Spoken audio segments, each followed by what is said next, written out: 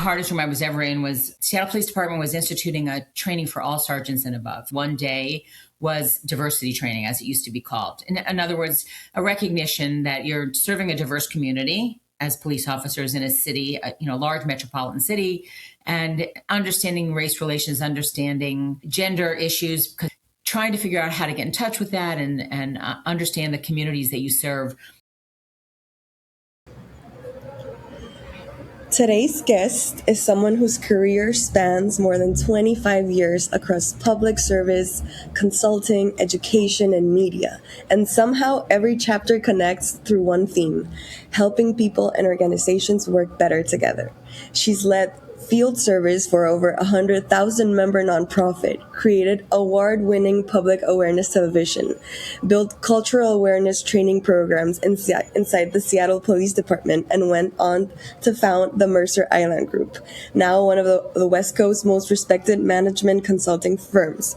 Her clients include companies like Microsoft and Starbucks and Sprint, and many of those relationships have lasted decades. She's also co-author of It's Not About You, Winning New Businesses in a Crowded Agency World, a practical guide drawn from 30 years of studying how agencies actually win and lose businesses. From community dialogue rooms to boardrooms, from public trust to pitch strategy, she spent her career helping leaders get to the heart of what really matters. Robin, I'm so excited to have you here. Thank you. That was such a lovely introduction. So, you started in community outreach roles with the city of Seattle and later the Seattle Police Department, building programs like the Community Police Academy and the Cultural Awareness Training. I'm curious, how did working at the ground level of community trust shape the way you later advised Fortune 500 leaders? That is a very good question. I think everything in my life has shaped the next thing in my life. Okay. Things like having children shape the way you see the world, right? The world looks different after you have children than before you have children. So every job that I've had, whether it was a volunteer job or a paid job, like I had for Seattle Police Department, it's kind of, it took from my past experience, it built new experience, and then it led me to the next thing. I think to answer your question most specifically is my time with the Seattle Police Department taught me a lot about myself. Okay. Which I think is one of the reasons why I can do what I do today. Coming into, it was accidental almost that I ended up working for Seattle Police Department. I had accepted a job for the city of Seattle. And the grant that I was working on happened to be administered by the Seattle Police Department. It was a Department of Justice grant. And I was administering that grant. It was a youth anti-violence grant. And my job was to find groups of kids who could apply for grants to do anti-violence work. And honestly, it was the easiest job I ever had in my life. Giving away money was so easy. And I was very connected in the community throughout the entire Seattle community. And finding those groups was the easiest thing ever and very rewarding, very rewarding. I can imagine. So because of that, the Seattle Police Department administrator of that grant said, hey, you're done with that, but I have other things for you to do if you'd like to stay on. And I did. And so now all of a sudden I'm working inside a police agency, and I was just, my eyes were wide open, and my politics didn't match what I thought the politics of police officers were. And I found myself examining my own biases against police officers. My politics leaned left, and my thoughts around police were not the same as what I learned. And I found that there was a lot to learn about myself and working with people that I had my own biases about. And I came to love my job. It was the hardest job, one of the hardest jobs I've ever had. I learned about standing up for myself when I needed to. I learned that you don't have to say everything you think out loud if it gets in the way of being able to do the work that you're going to do. So I think one of the things that I took from that job into the corporate world was learning how to listen and to know which battles to choose, to know when your principles matter more than the outcome of what's going to happen, and when the outcome matters the most, and you've got to determine what to do with your principles. So I think that's the thing that I took with me, was learning how to listen, learning how to really, really hear what people were saying, which I think is the job of a consultant. So it helped Absolutely. me a lot. That's such a refreshing perspective. And I love the power of self awareness, of self discovery that you learned through all your jobs. I think that it's such a power. It's something so powerful in learning about ourselves. So I love that you had that experience, even though it was very challenging. That you could something good come. So many good things can come of that. So you implemented study circles to improve race relations in communities, which is complex, emotional, and deeply human work. Did navigating those conversations change how you think about conflict inside organizations today? Definitely changed. I mean, you can't do that work without something changing in the way that you think, or else you're not really doing the work. If you're not personally invested in figuring out how you can bring yourself, a better version of yourself, to those conversations every time you have them, there's no growth happening for you. And especially in conversations around race, being a white woman, if I wasn't ready to examine my role in racism, I wasn't going to be an effective facilitator of the program, or certainly not of the circles themselves. So yes, constantly. I had to adjust the way I was thinking. I had to think about, I'm one of those people who I have very strong opinions about things, and sometimes they're very well founded, and sometimes they're less well founded. I try, as I get older, to have them be more well founded when I say them out loud, but that's a learning experience too. But I also believe that if I go to bed at night without having learned something that day, either about a topic or about myself, it was a wasted day. Ooh, My that's my job is powerful. to learn something every day. There's got to be something out there I didn't know before. I used to ask my children when they came home from school, "What did you learn today?" Say one thing you learned. Every day, that was what I asked them. Tell me one thing you learned today. And because the answer can't be nothing, because then you didn't work hard enough. Because I know those teachers were working their butts off to teach you stuff. So if you didn't learn anything, that's on you. There's got to be something. So I take it as my responsibility to learn something each day. And working in the area of race relations, there was a lot of learning I had to do. Yeah. And so it changed me, and it changed the way that I navigate the world all in. I'm doing far less work in that space now. I'm doing now more work on the marketing side and working with agencies and clients and things like that. But I'm constantly aware of the dynamics around me when it comes to race, when it comes to gender. I'm constantly aware. Sometimes I wish I could stop thinking about it, but that's, of course, would be the privilege of it all, because I don't have to think about it as a white person, but I do think about it all the time as a woman. So yeah, it changes everything. Oh, I love that perspective. This is something I'm gonna take on and I try to apply daily because knowledge is power, and I think that you making a conscious effort to every day learn something new is very powerful. And yeah, I definitely think more people should think that way. So cheers to that mentality. Thanks. So between the police community dialogues and the boardrooms and the pitch meetings, I'm curious, what has been the hardest room you've ever had to lead, and why? That's an easy one.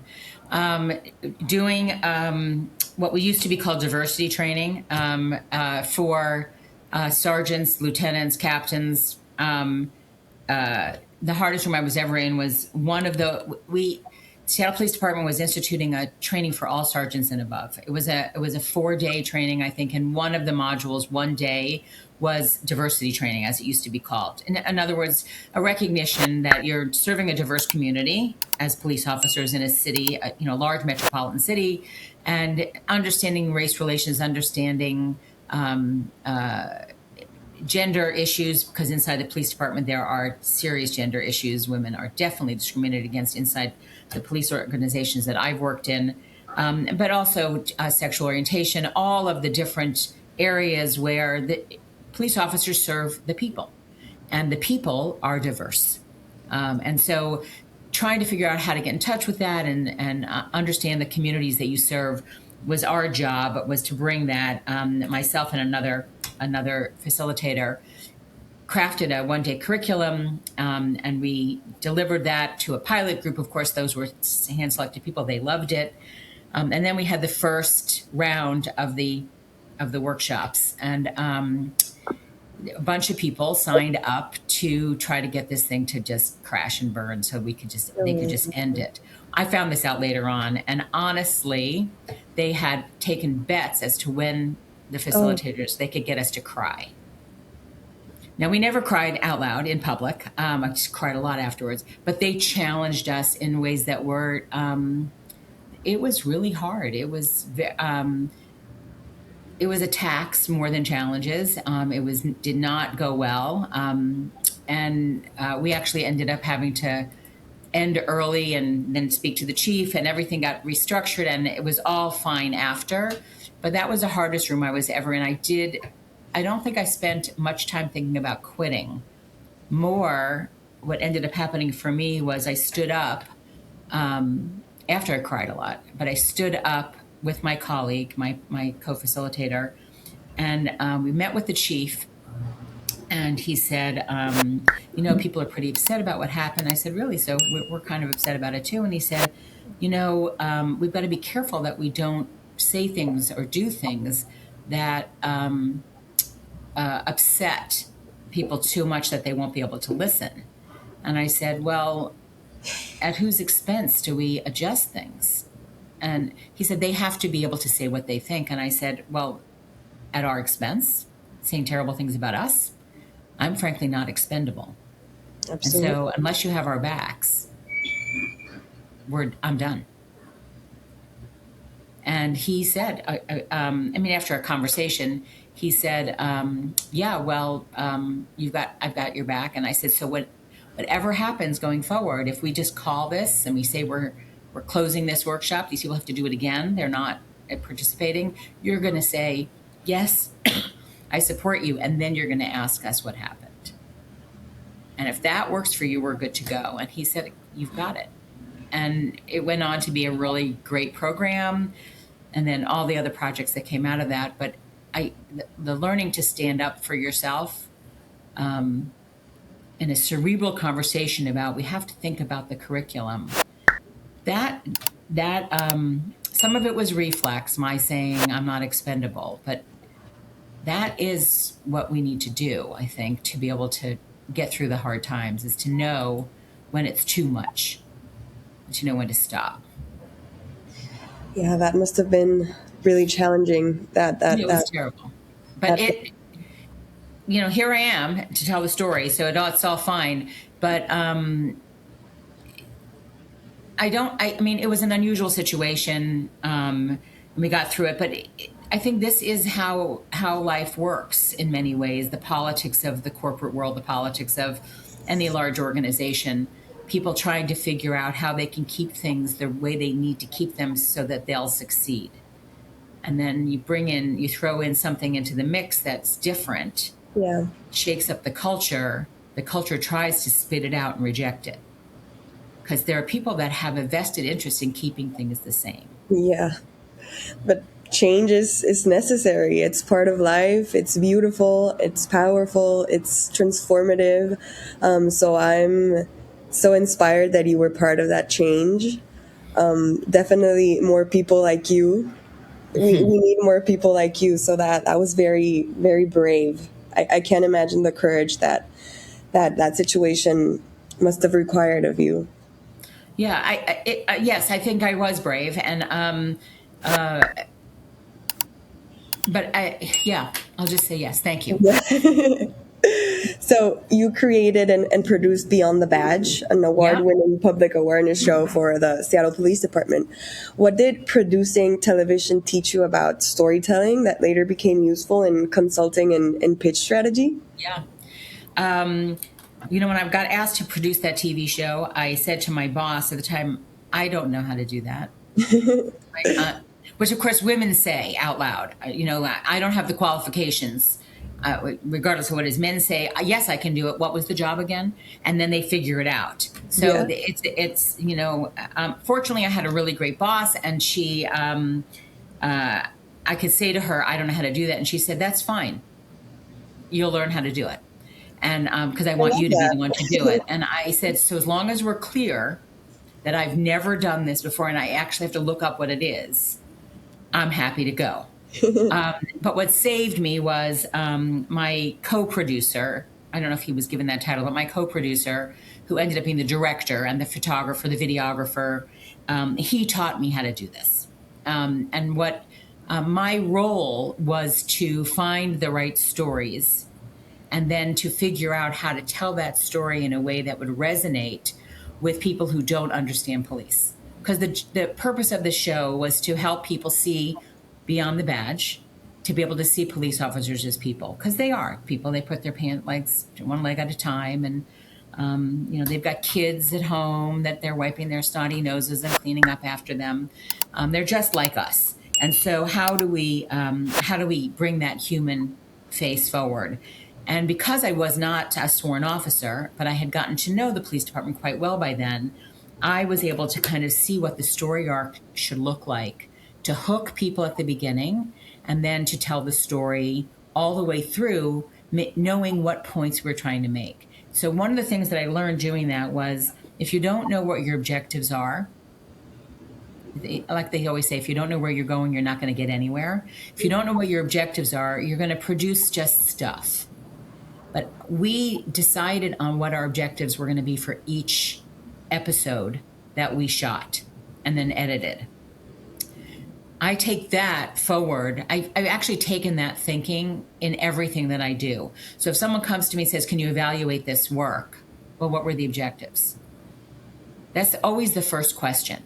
And so in a pitch situation, if we jump all the way to what I do today, if an agency is going to pitch a client, if you don't know what role you'd play in that client's business, if you don't know why you're even on the playing field to do work for them, how would you know what to present?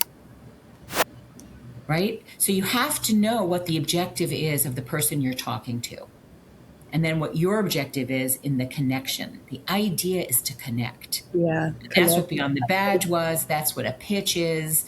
That's what relationships are. It's about connecting. And you can't connect just from your own point of view. You've got to figure out, what is the point of view of the person I'm connecting with. That's spot on. And I love how you started that venture really not knowing what you were doing. I mean, I feel like I relate very closely to that, because there have been so many situations where I really didn't know what I was doing, but it was like, okay, I'm in, I'll figure it out. I'm up for the challenge. Good. Yeah. So I think women don't do that enough. Honestly, I think women feel like they have to be overqualified to say, yes, I'll do it. We're smart. We can figure it out. Absolutely. I feel very empowered right now. Good. You were selected to participate in the White House conference on hate crimes with Bill Clinton. What did that moment teach you about leadership at the highest level? And did it change your expectations of leaders you work with now? It was an amazing experience to get to do that. And I was really sick too. I had, I Oh, had a no. really bad, and, but I was going to go no matter what. This is before COVID days, when, you went anywhere sick anyway.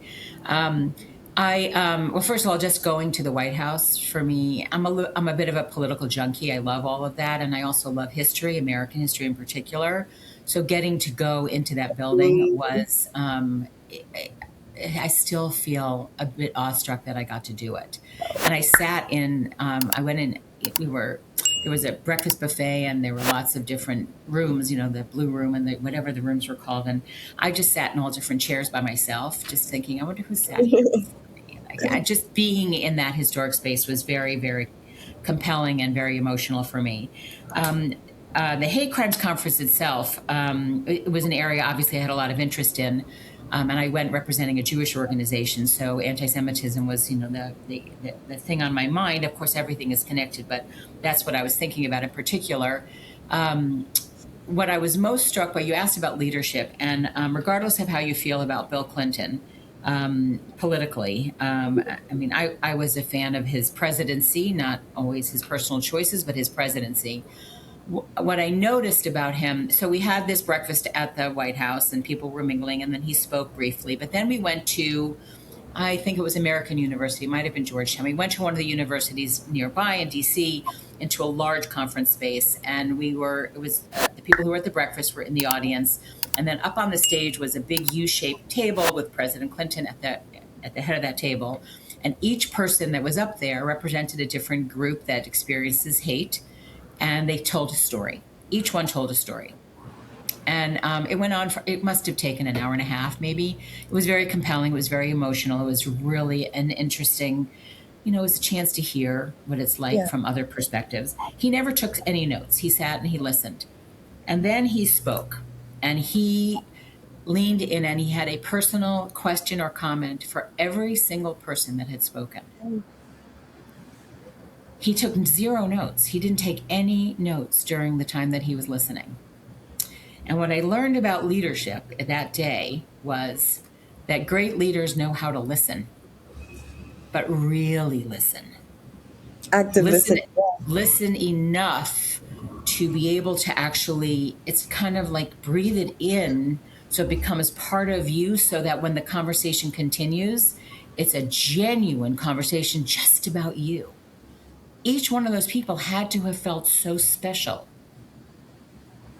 And for me, I sat there and I thought, I don't know if I listened as well as he did. I mean, I don't even know if I would have thought to ask any of those questions. And what I learned about leadership was that it isn't always about you sitting there. He turned his time into more conversation about them. And it was stunningly special. It's something that I'll never forget. And I still aspire to this day to be able to listen with as much interest as he had. I love that. I think the world would be better if there were more active listeners, people who really listened. And the respect that he had for their stories was just so compelling and beautiful. I think they're very tied together, listening and respect in a way. So moving on to the founder era of your life. Yeah. You've built a firm that prioritizes precision. So bringing in exactly the right expertise for each challenge.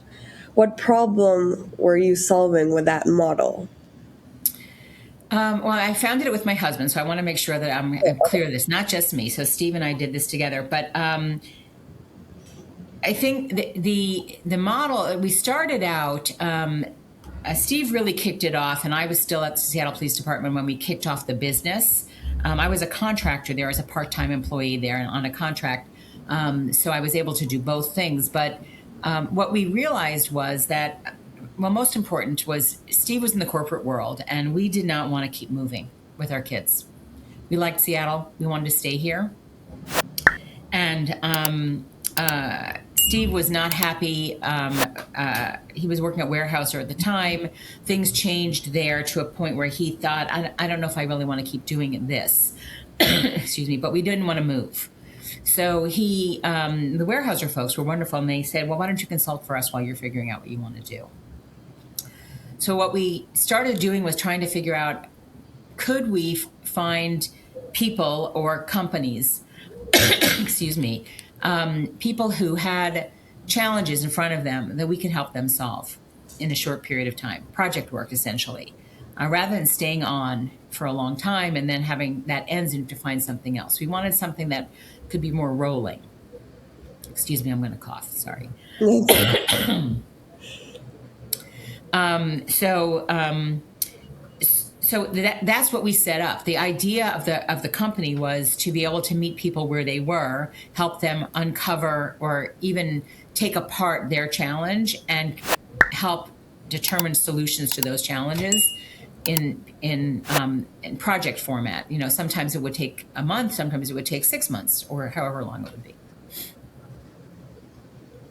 So when I'm curious, when strategy and culture aren't aligned, which one tends to drive the problem? Is it that the strategy is flawed, or that the culture can't support it? It can be both. It can definitely be both. Culture, the culture of an organization can either support in a huge way the success of a strategy, but it can also sabotage a strategy. And the culture of an organization is different than the kind of cultural stuff that we were talking about earlier, but there are some similarities. And the similarities have to do with the notion of power. Oh, okay. So Interesting. in a company,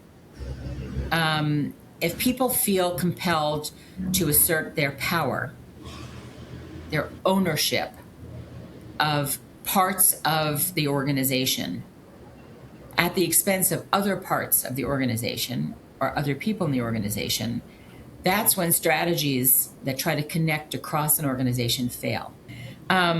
So the power piece is really important, and it's not necessarily an intentional power grab, but sometimes people get set in their ways and they define their success around the processes that they have. And if you try to mess with those processes, they worry really hard that you're going to mess with their success. So when we come in and we work to dismantle certain processes to reimagine something, the culture of the organization either makes it a smooth ride or a bumpy ride. Oh, And so when people are open and when inside the culture there's a sense of camaraderie and collaboration and your success is my success, it's an ideal client. It's a dream because they're open to change and we can bring ideas and they'll question them. I'm not saying they just do whatever we say, but they'll ask questions that actually make our work better, make our product better, make the solution at the very end is even better than we imagined it. If we have to drag them each step of the way and there's constantly, but that won't work because this person will say no and that person, if we're constantly having to adjust because of the politics of the situation, then we might end up with a suboptimal solution. absolutely.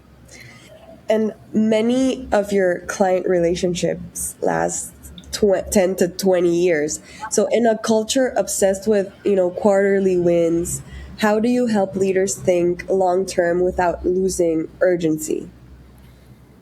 Well, the best leaders know how to do that already. And then it's just fun to work with them because they understand, they know. There's a marketer at the grocer Stop and Shop. Lisa Martinelli is her name.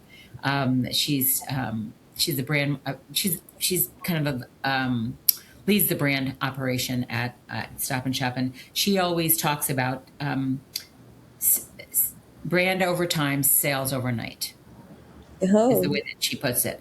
I don't know if she invented that phrase, but she's the first person that said it to me. And so now I use it and I like to give her credit for that. Yeah. So long-term thinking over time, but also thinking about sales overnight. So I think it's absolutely required, especially in a publicly traded company, because the C-suite is beholden to the shareholders.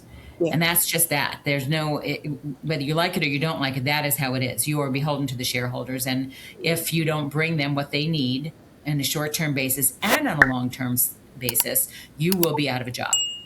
And so all the good that you want to do is out the window. So you have to be able to think about both.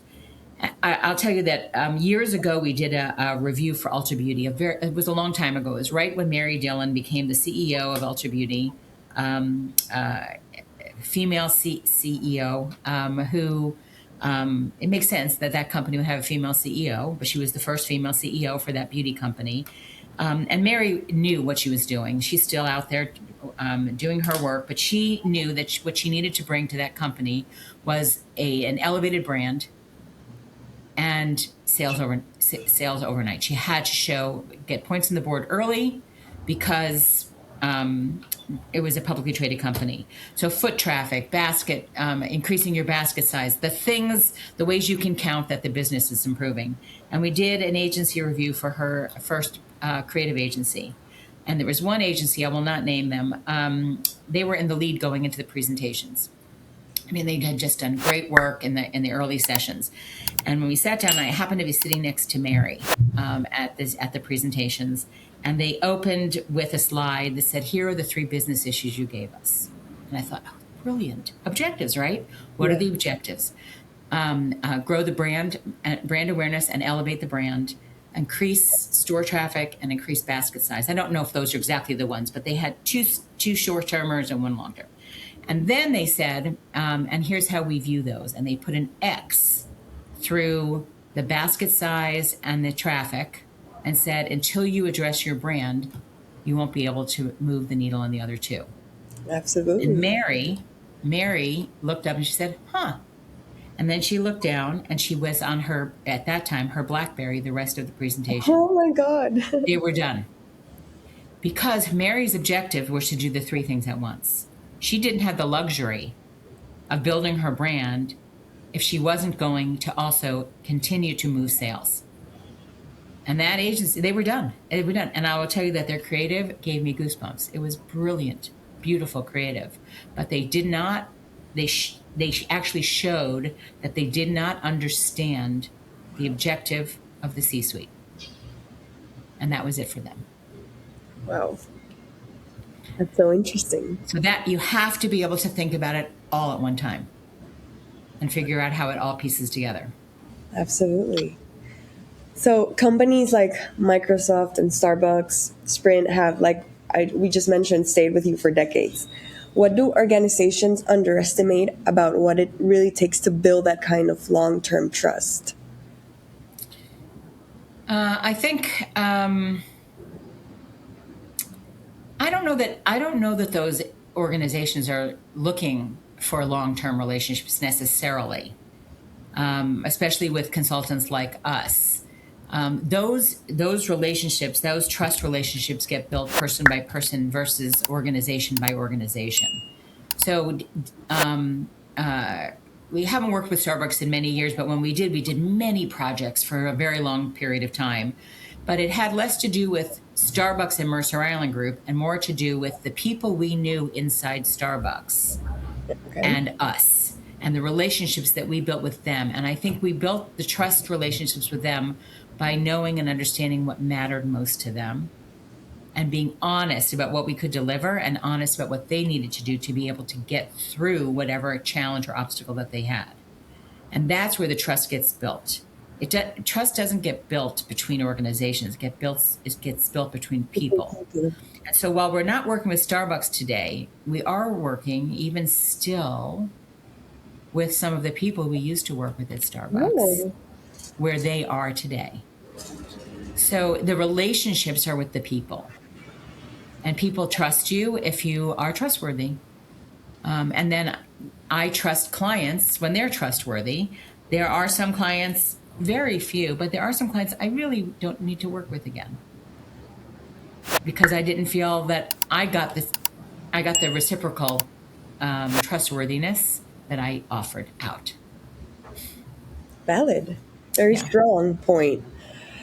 So you've studied 30 years of agency wins and losses in a market of 15,000 plus agencies.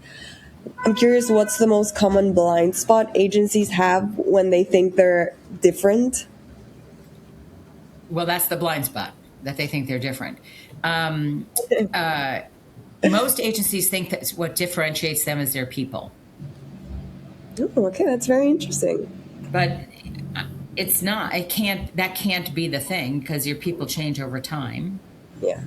And it's not what matters to the client. So while I love working with great people, I need to know, can you move my business? I need to know, do you understand my industry? I need to know, do you understand my target audience? Do you get what I need to do, what I need to deliver in order to be able to keep my job, get my bonus, send my kids to college, the things that matter to me as the marketer. So I think agencies think that their tools make them different. All agencies have tools, especially in the media space, and everyone's tools are good. I think agencies need to understand that the way to differentiate yourself is to be the one that shows that you understand what the client needs most. and be able to show that, and that you have a way to strategically find white space for them. So what is it about their target audience that connects to their brand in a way that the competition can't or hasn't? If you can show that, you can show how, the brand can actually break through to the target audience, understanding that target audience. That's a run to daylight. And you've worked in public safety, nonprofit leadership, high stakes corporate consulting, like we talked about. Where do you think innovation happens faster, in government or business? I'm curious. Business, because things move faster. Okay. There are less hurdles, there are less processes in place that require people to have to go through certain rigors. In the public sector, for good reason, in the Yeah. public sector, there are certain rules of the road. Like you have to put an RFP. Like, let's say you're a public university and you have an agency that does your creative work. There might be rules that you have to put it up for bid every 6 years or 3 years or 12 years, whatever it is. That's for good reason. So it keeps nepotism and corruption out of government, we hope. And we're not finding it's working so well these days, but that is the hope, right? So the public sector has processes that are there that protect the public, and so it makes it harder to bring in something altogether new because there are so many processes in place you have to jump through. Okay. So across your career, training, facilitation, community academies, consulting, there's always a teaching element. So I'm curious, if do you see yourself primarily as a strategist or at heart an educator? At heart, I'm definitely an educator. Um, I love teaching people things. I do. I'll never stop. That'll never end for me. But the strategy piece is how my brain works. So if we're going to put together the heart and the head, the education piece is the heart. The strategy is my head. I like to take. It happens for me fairly naturally. So when I see disparate pieces of information, I yearn to figure out how they go together. So if there's a jigsaw puzzle on a table, I'll sit down. I want to see how it ends up. And I prefer, actually, what I don't like about jigsaw puzzles is that there is a predetermined answer. I like to figure out what the answer could be based on all the pieces. So I remember back in college, you would write a paper for a class that you were in. The part I liked best was figuring out my thesis. What was my paper going to be? What was I going to prove? So I would gather all the information. Now I know what I'm going to prove. What I hated was writing the paper because I had it in my head. I knew what the answer was. I had done all the work of putting the pieces together. I loved that. That's how my brain works. And so one of the biggest challenges that I ever had was my husband, Steve, said to me, we should teach people how to do strategy the way that you think about it. It would help agencies. So now, how do you put together the head and the heart? How do you take that, what I love to do, which is teach, how do you break down what happens for me without my knowing that I'm doing it? How do I teach that to people? And so we developed a curriculum to teach agencies how to develop strategy and get to insights. And that was the pulling together of everything for me. And I love that workshop. That's beautiful. So you've received recognition like the Outstanding Volunteerism Alumni Award from Cornell and other leadership honors. Was there a particular moment or project behind one of those recognitions that really stands out to you? I don't know if there's one in particular. No, I mean there isn't one in particular. I mean, the volunteer work that I did shaped my life in a very, very big way. I had little kids, and I wasn't when we moved to Seattle. I didn't have a job, and I didn't get one for a while because just getting here and getting the kids all set up in school, 3 little kids.